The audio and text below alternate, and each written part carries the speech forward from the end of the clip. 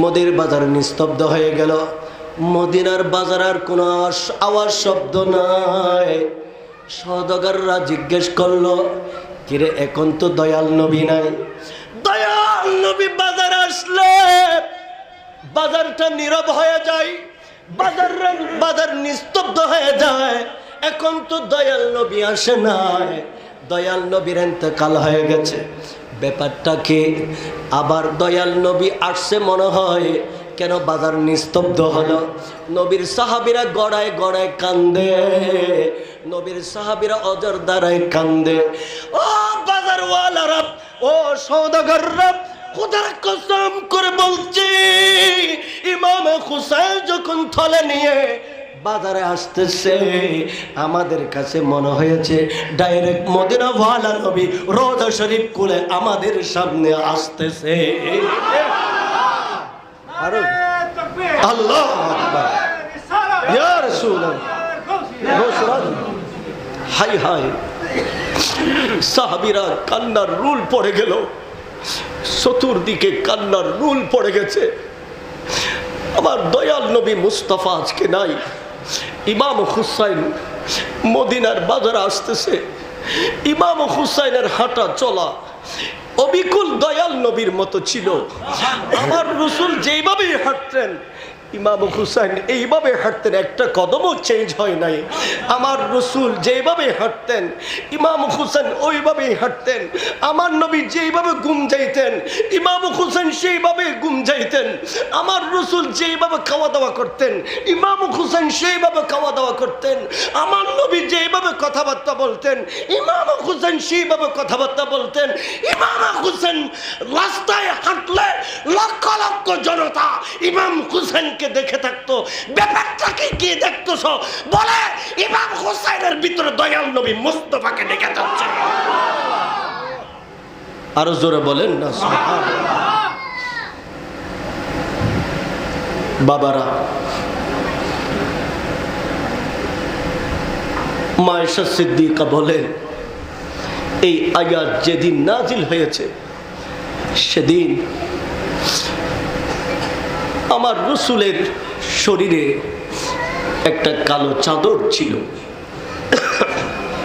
চাদরটা খুলে দিলেন, মা ফাতেমারে আমার চাদরের ভিতরে ঢুকে যাও, মৌলা আলী আমার চাদরের ভিতরে ঢুকে যাও, হাসান হুসাইন আমার চাদরের মধ্যে ঢুকে যাও। মা আয়েশা বলেন, ইয়া রাসূলুল্লাহ, আমি আয়েশা কি প্রবেশ করতে পারি না? উম্মে সালেমা বলে, ইয়া রাসূলুল্লাহ, আমরা কি এই চাদরের ভিতর ঢুকতে পারি না? বলে, না, তোমরা তো আমার বিবি হিসেবে আসো, তোমরা ওইভাবেই থাকো। এই চাদরের ভিতরে শুধু ঢুকবে এরাই, কারণ এরা হলো আমার আহলে বাইত, এরা হলেন আমি নবীর কলিজার টুকরা, আমার খুন মুবারক, আমার রক্ত মুবারক, কিয়ামত পর্যন্ত আমি নবীর আওলাদ বলে এরাই পরিচিত থাকবে। আরো জোরে বলেন না সুবহানাল্লাহ। উম্মে সালমা বলে, ইয়া রাসূলুল্লাহ, আমাকে একটু ঢুকার সুযোগ করে দাও না, আমাকে একটু এই চাদরের ভিতর ঢুকতে দাও না। আল্লাহ বলেন না, আল্লাহ বলেন না। আল্লাহর সাথে সাথে জিবরিলকে পাঠিয়ে দিলেন, জিবরিল আমার নবীর কাছে এই মুহূর্তে আয়াতে তাতহীর নিয়ে যাও, আয়াতে তাতহীরটা আমার নবীর কদমে পাকে নিয়ে যাও, নবীর দরবারে নিয়ে যাও। উম্মে সালমার করে আমার পেয়ারা নবী মুস্তাফা বসে আছে, নবীর চাদরে মোবারকের ভিতরে ফাতেমা, মৌলা আলী, হাসান হুসাইন নবীর চাদরের ভিতর আছে, আর জিবরিল এই আয়াতে করিমাটা আমার নবীর দরবারে নিয়ে আসবে। আর জোরে বলেন না সুবহানাল্লাহ। কি চমৎকার আমাকে একটা আয়াত দেওয়া হলো, কি চমৎকার একটা আয়াত দেওয়া হলো। আমার পেয়ারা নবী মুস্তাফা বললেন, আনা ওয়া আহলু বাইতি মুতাহহারুন, ও আমার দুনিয়াবাসীরা, ও আমার দুনিয়াবাসীরা, আমার হুসাইনকে গালি দিও না, আমার হাসানকে গালি দিও না, আমার ফাতেমাকে গালি দিও না, আমার মৌলা আলীকে গালি দিও না। আমি যেমন পবিত্র, আমার এই আওলাদ পাকরাও পবিত্র। আরো জোরে বলেন না সুবহানাল্লাহ। এদের কাছে কোনো ত্রুটি নাই, এদের কাছে কোনো পাপ নাই, এদের কাছে কোনো অপরাধ নাই, এদের কাছে কোনো লোভ নাই, এদের কাছে কোনো লালসা নাই, এদের কাছে কোনো হিংসা নাই। আমি যেইভাবে রহমাতুল আলামিন, এই রহমাতুল আলামিনের দয়া মায়ার গুণটা আমার আহলে বাইতের ভিতরে রয়েছে। এ কারণে আহলে বাইত যারা, এরা নিষ্ঠুর নয়, এরা দয়ালু। এরা নিষ্ঠুর নয়, এরা কি দয়ালু। ফাতেমা ইনি আমার নবীর আহলে বাইত, আমার রসুলের আহলে বাইত। সবার কথা বলতে গেলে মাসকে মাস বলতে হবে। যিনি নবীর চাদরে প্রথমে ঢুকেছেন সে ফাতেমার কথাই বলবো। ফাতেমা, আমার রসুল যেদিন দুনিয়াতে তশরিফ এনেছে, মা আমেনার কুলে কিতাব সাক্ষী দিচ্ছে, রসুল দুনিয়াতে আসার দিন আমার নবীর কপাল মোবারকাটা সিজদার ভিতরে ছিল। রসুল সিজদা অবস্থায় এসেছেন, আমার দয়াল নবী সিজদার ভিতরে বলেছেন, রব্বি হাবলি উম্মতি। আল্লাহ, দুনিয়ার জমিনে আমার আশা হয়েছে, এই দুনিয়ার জমিনে পাক কদম রেখেছি। আল্লাহ বলেন, ইয়া রাসূলুল্লাহ, আপনার নবুয়তের কদম লাগার কারণে সারা দুনিয়াকে আমি আল্লাহ আপনার উম্মতের জন্য মসজিদ বানিয়ে দিয়েছি। রসুল আসার আগে সারা দুনিয়া মসজিদ ছিল না, সারা দুনিয়া নামাজের জায়গা ছিল না, শুধু নির্ধারিত জায়গায় নামাজ পড়া হতো। কিন্তু যেদিন দয়াল নবী পৃথিবীতে আগমন করেছেন, আমার হায়াতুন নবীর কদম মোবারকার সদকায় আল্লাহ সারা দুনিয়াকে মসজিদে রূপান্তরিত করে দিয়েছেন। রসুল বলে, আল্লাহ, আজকে আমি আসলাম, আমার উম্মতের গুনাহ মাফ করে দাও। আমার রসুল এসেছে মা আমেনার কুলে, কিন্তু ফাতেমা এসেছে মা হাদিজাতুল কুবরার কুলে। জোরে বলবেন না সুবহানাল্লাহ। রসুল এসেছেন আমেনার কুলে, আর মা ফাতেমা এসেছে মা হাদিজাতুল কুবরার কুলে। জোরে বলেন সুবহানাল্লাহ। ফাতেমা দুনিয়াতে আসার কয়েকদিন বাকি আছে, দুনিয়াতে আসার কয়েকদিন বাকি আছে। মা হাদিজাতুল কুবরার গর্ভ মোবারকায় উনি আছেন, কয়েকদিন পরেই উনি দুনিয়াতে চলে আসবেন। এমনই সময়ে মক্কার কাফেরেরা সবাই মিলে, মক্কার কাফেরেরা সবাই মিলে আল্লাহর রসুলের কাছে গেল, আপনি নবী, আপনি নবীর নবুয়তের কথা বলছেন, আপনি মানুষকে সুন্দর সুন্দর কথা বলছেন, আপনি নবী বলে দাবি করছেন, মা দলিলু আলা নবুওয়াতিকা, আপনি যে নবী সেটার ডকুমেন্ট কি? আমরা খতিয়ান কবলা ডকুমেন্ট দেখতে চাই। প্রত্যেক নবী রাসূল দুনিয়াতে আসছে, তাদের ডকুমেন্ট আছে, আপনার ডকুমেন্ট আমাদেরকে দেখাইতে হবে। কি ডকুমেন্ট দেখতে চাও? আমরা চাই আকাশের চাঁদকে দুই টুকরা করে আমাদেরকে দেখাবে। যদি দেখাইতে পারেন, আমরা মক্কার মানুষ নবীর কালমা পড়ে ইমানদার হয়ে যাব। ফাতেমা কয়েকদিন পরে দুনিয়াতে আসবে, কয়েকদিন পরে দুনিয়াতে আমার রসুল হাদিজাতুল কুবরাকে বলে, হাদিজা, মক্কার মানুষ কঠিন প্রশ্ন করেছে, মক্কার মানুষ কঠিন প্রশ্ন করেছে, বলেছে আকাশের চাঁদকে দুই টুকরা করে দেখাতে হবে, দেখাতে হবে। খাদিজা টেনশনে পড়ে গেলেন, বানাইলেন আল্লাহ, টুকরা করবেন রসুল, এটা কিভাবে হতে পারে? প্রতি রাত খাদিজা শুধু টেনশন আর টেনশন করে, আগামীকাল আমার দয়াল নবী চাঁদকে দুই টুকরা করবেন। আজকের রাতে ফাতেমা মায়ের পেটে বসে বসে কথা বলা শুরু করে দিয়েছে। আরো জোরে বলেন না সুবহানাল্লাহ।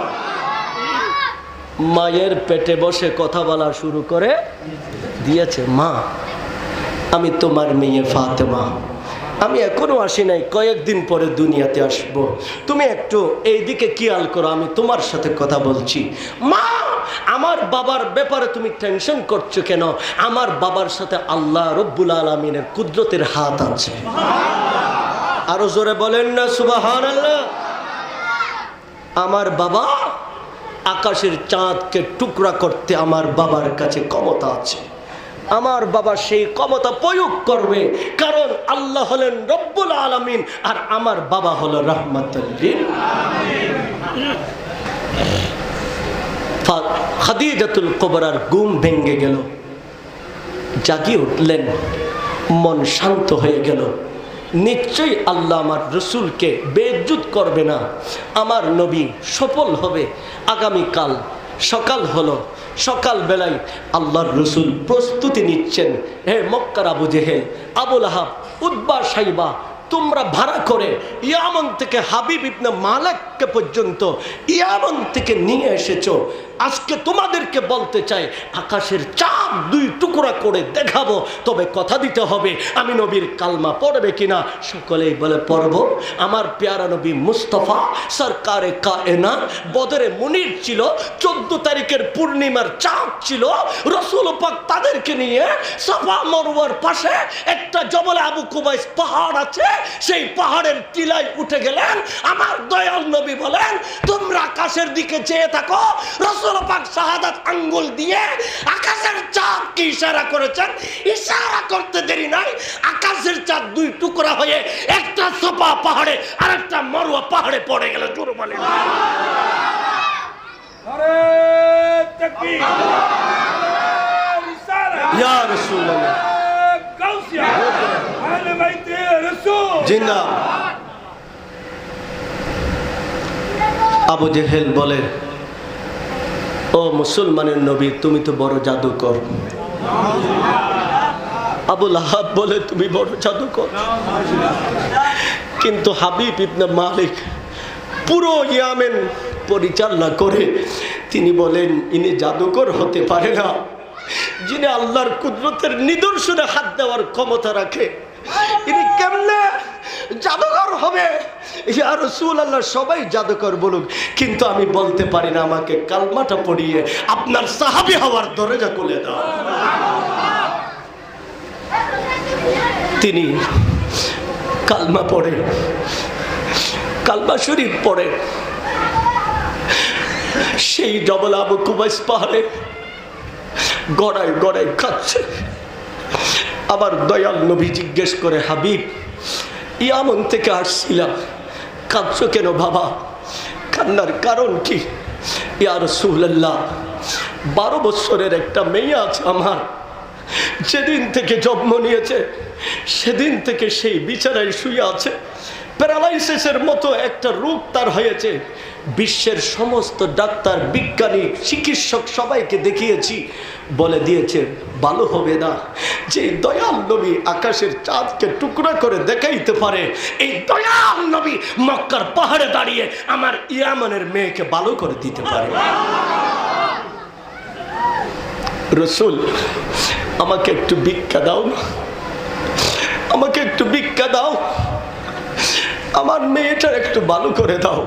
হাবিব, তোমার মাথায় হাত বুলাই দিলাম, যাও রে বাবা, আজকের রাতে তুমি ইয়ামন থেকে চলে যাও, তোমার মেয়ে ভালো হয়ে গেছে। হাবিব আকাশের তারা পেয়েছে, হাবিব ইবনে মালিক আকাশের চন্দ্র পেয়েছে। দূর দিলেন। প্রতি সফর ভ্রমণ থেকে এসে নিজের ওয়াইফকে ডাকে, নিজের বিবিকে ডাকে, নিজের ওয়াইফকে ডাকে, নিজের বিবিকে ডাকে, কিন্তু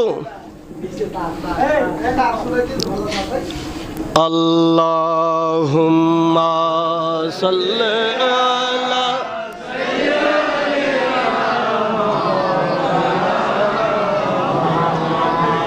ওয়া আলা আলি সাইয়্যিদিনা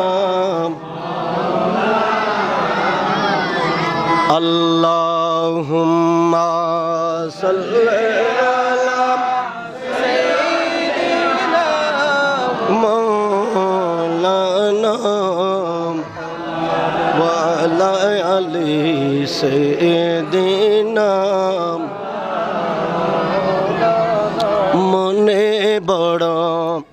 আশা ছিল যাব সোনার মদিনা, পাখি হইতাম উড়িয়া যাইতাম সোনার মদিনায়। আল্লাহুম্মা সাইয়্যিদিনা মুহাম্মদ আলাইহি সাল্লাম।